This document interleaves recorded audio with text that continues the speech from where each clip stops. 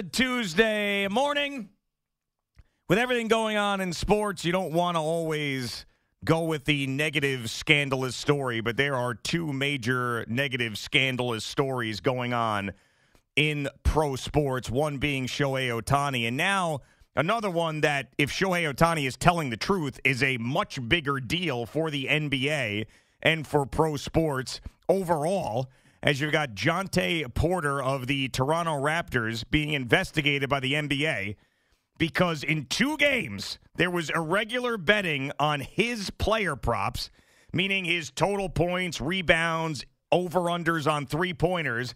And in both of those games, so a bunch of money came in on Jontay Porter, who's a bench player for the Raptors. Bunch of money came in irregular, and in those 2 games, one, he leaves with an eye injury, a re-aggravation of an eye injury, and in the other one, he leaves because of an illness. So now you've got serious evidence of a professional basketball player fixing prop bets in the NBA on top of what's going on in Major League Baseball with Shohei Ohtani. These are 2 of the biggest sports gambling stories we have seen since Pete Rose. Good morning, Boomer. How are you? Yeah, good morning, Jay. I'm doing all right. I mean, the news just keeps coming. I mean, it's out of control right now, especially in sports when you're talking about sports gambling. For me, the Shohei Ohtani thing was interesting yesterday. We talked about whether or not he was going to take questions. He did not take questions. You said that he was going to put out a statement, and that's exactly what he did through his new interpreter. I still have a lot of questions about Shohei Ohtani. I still have a lot of questions about his financial advisors. I have a lot of questions about how long this was going on for. And you can't sit here and you can't tell me that, $4.5 million goes missing out of your bank account and you have no idea.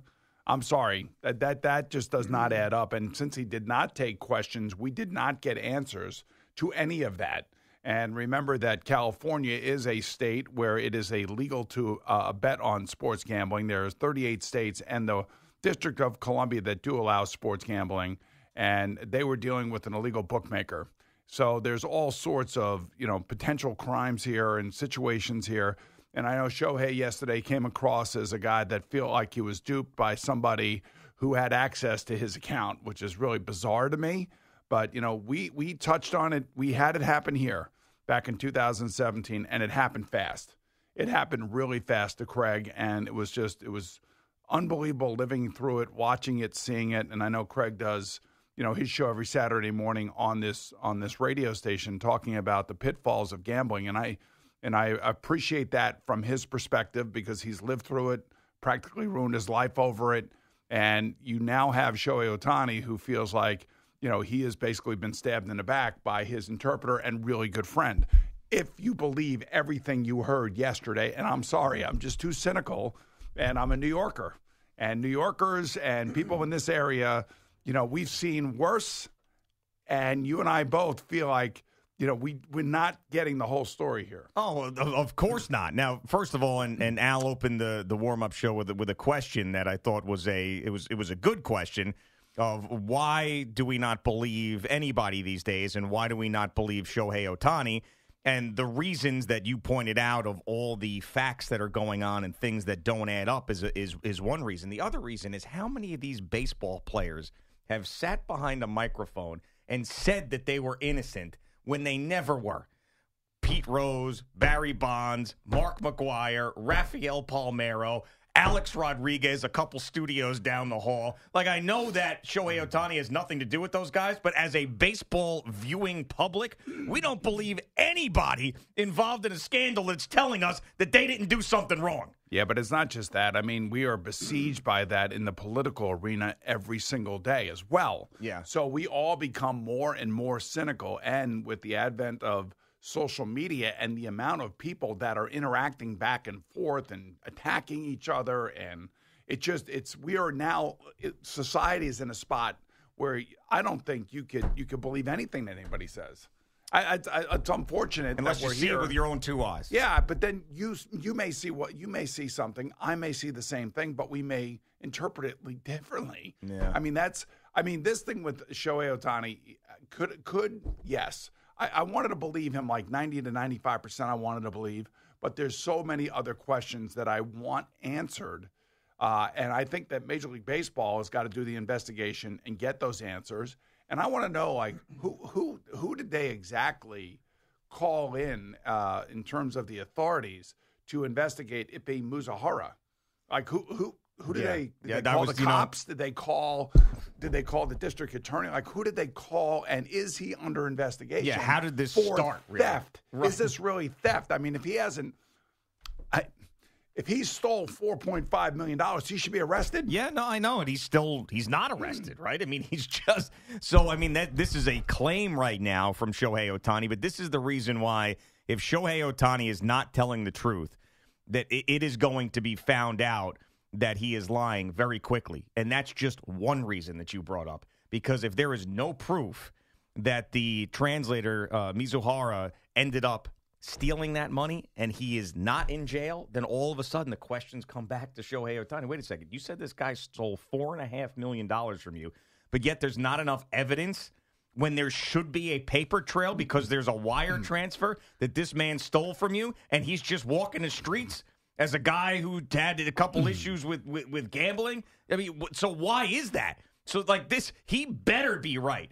So the fact that he sat there yesterday and said that this man stole this money from me, at some point that needs to be a criminal matter. And if it's not, then Shohei Ohtani is a liar. I mean, I want to believe him. I really do. I want to, but I just have a sense that, like, you know, you can't just move $4.5 million. And this $4.5 million, I'm still not sure. Does it go back to this poker game that Ippei met this Bowers character at? And that's when it started. I think that was back in, 2021 maybe, I think. But, I mean, it's just there's too many discrepancies going on here. And even, I guess, Ohtani's camp, when they were in Seoul, South Korea, said that, you know, Ohtani was paying off the bets like Ippei said initially. Yeah. And Ohtani's kind of group agreed with it. And now all of a sudden we forget that and we have a prepared statement by Ohtani yesterday. I mean, it's just still too many wide open questions that need to be answered. And I'm sure, look, we're not going to figure it out. It's going to have to be, number one, whoever is investigating, the bookie. Number two, is Ippei going to be arrested for stealing?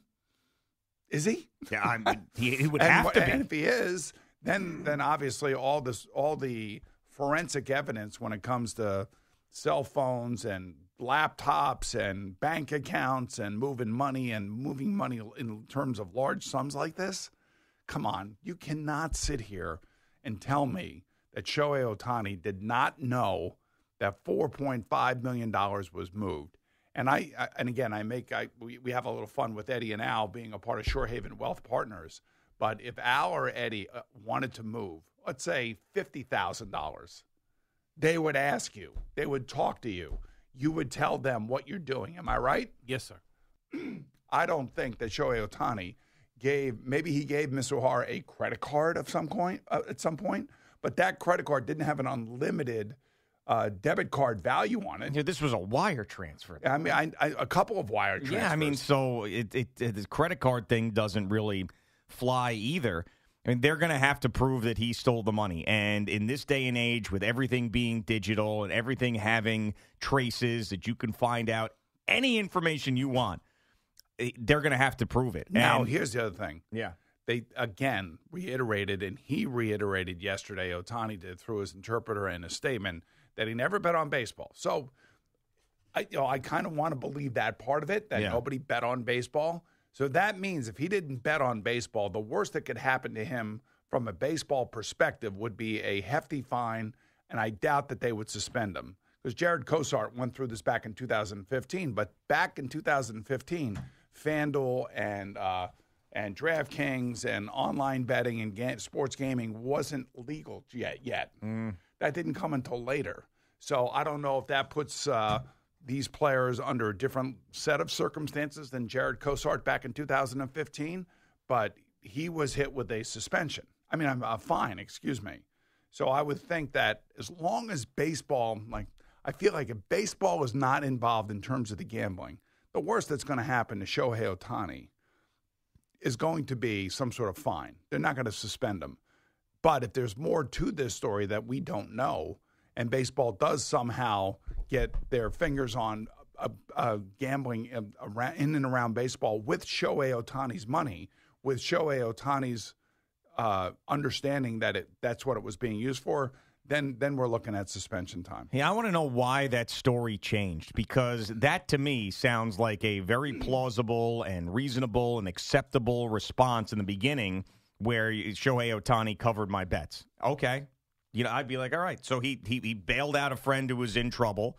It's noble. Obviously you don't want to have that attached to you when you're a superstar, but it happened, whatever, and you bailed him out. Why did that story change from that where everybody agreed to he stole the money from me? That might be the biggest red flag to me of all, because he just seems like he's now dodging every little bit of attachment to this. So, I mean, I guess maybe his advisor said, well, wait a second. If it says that you're covering the bets, then this will happen and that'll say, and then they'll tie you to this. Let's just say that he stole the money. But then again, that doesn't make any sense, because if he stole the money and he's not arrested, then everybody's going to go running back and putting microphones in Shohei Ohtani's face and go, if this guy stole all the money, he's walking the streets right now, then you had to have something to do with this. Right, unless maybe he doesn't want to press charges. I don't know. Maybe wait a second. You don't want to press charges. Well, maybe again, it's $4.5. You can't just steal $4.5 million. All right. So here's the thing. And I don't. Just to go back to 2017, we saw Craig disintegrate in front of our eyes. We really didn't understand what was happening, the depth of which it was happening. We knew something was happening, but we just didn't know really what was going on behind the scenes, because he kept a lot of it from us, because this is what I'm assuming that an addict like Craig then has admitted to would do. He would keep everybody in the dark, and he would go and do his thing, and the next thing you know, he got in way under, over his head.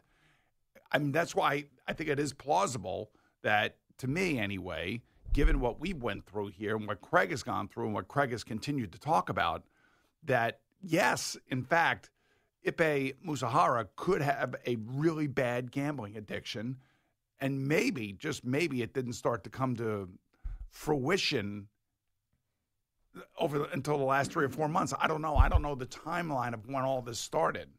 Yeah, but then again, if that, let's just say that happened and Mizuhara finally got to a point where he's like, listen, I am in big trouble. I've got people after me. I owe millions of dollars. You need to help me or I'm going to be murdered by somebody. And Shohei Ohtani came in and was like, all right, fine. Let's figure this out. Let's get you out of this trouble. And then at that point, if that really happened, nobody's going to fault Shohei Ohtani for anything. I don't think so either. And I think more people would probably be sympathetic towards him, trying to help a friend. But that is not the story right now. It's not. The story right now is that it was stolen from Shohei Ohtani. And if it is stolen, I guess he would have to press charges, or I don't know. I don't know how that would isn't work. That just an automatic charge if you've got proof? I mean, I don't think he would leave that up to the individual. I guess he would have to press charges. To me, I think in the Craig situation, there were people that were legitimately hurt financially around him. Yeah. Okay, and there were a number of people. In this case, there's one person that has lost $4.5 million because of one other person's gambling addiction. At least that's the story we're being told right now. Yeah.